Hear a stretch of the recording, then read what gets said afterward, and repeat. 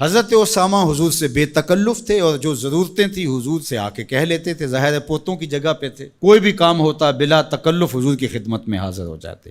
حضرت اسامہ بن زید کہتے ہیں ایک دن رات کا ایک حصہ بیت چکا تھا اور مجھے حضور سے کوئی کام، کوئی حاجت حضور سے جڑی تھی اور اس کی تکمیل چاہ رہا تھا، تو میں رات کے وقت ہی آ گیا۔ ظاہر ہے کہیں جانا ہو تو بندہ سوچتا ہے، لیکن جہاں اتنی بے تکلفی ہو وہاں کہتا ہے چلو میں چلا جاتا ہوں، تو وہ حضور کی خدمت میں حاضر ہو گئے۔ تو آقا کریم تشریف لے آئے۔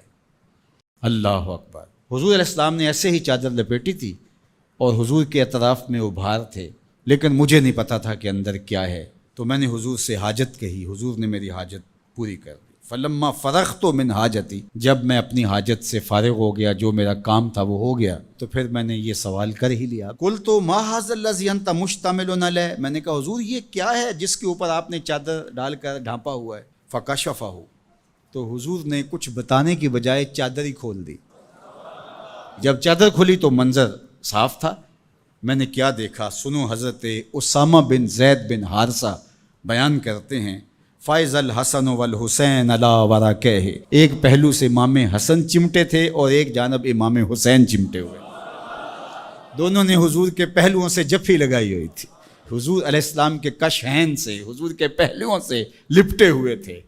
اللہ اکبر! ظالموں، تم نے تیر حضور کے پہلوؤں پہ مارا ہے، حضور کے پہلوؤں سے یہ شہزادے لپٹے ہوئے ہیں۔ اور پھر آقا کریم نے کیا کہا؟ فقال ھذان ابنایا، فرمایا یہ دونوں میرے بیٹے ہیں، و ابناؤ ابنتی، اور میری بیٹی کے بیٹے ہیں۔ اللہم انی احبہما، اے اللہ میں ان سے پیار کرتا ہوں، فاحبہما، تو ان سے پیار کر، فاحب من یحبہما، اور جو ان دونوں سے پیار کرے مالک اس سے بھی پیار کر۔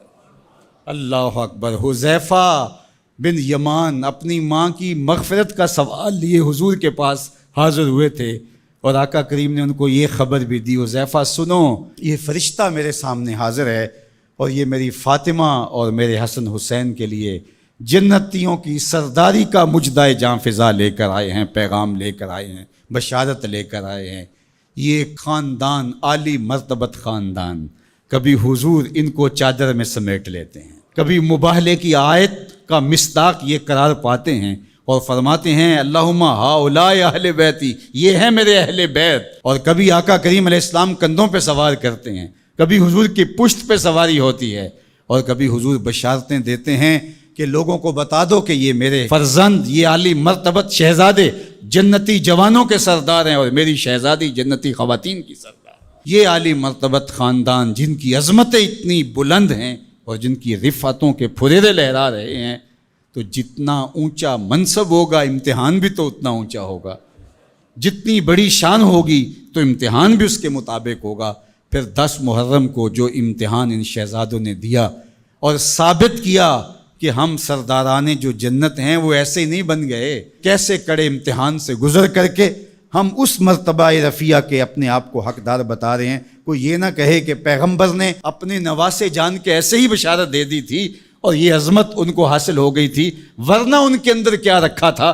اب زمانہ دیکھے کہ جو حسین ابن علی نے کر کے دکھایا ہے، زمانے میں کوئی دکھائے تو صحیح۔ عظمتوں کی جس مسند پہ بیٹھے شہزادہ رسول دکھائی دیتے ہیں اور شہزادی رسول دکھائی دیتی ہیں اور امام حسن دکھائی دیتے ہیں، یہ الگ الگ عنوانات ہیں، جس عنوان پہ آئیں تو ایک کائنات بسی ہوئی ہے۔ اللہ جل شانہ ان شہزادوں کی برکت سے ہمیں دین کا حقیقی شعور عطا کر دے۔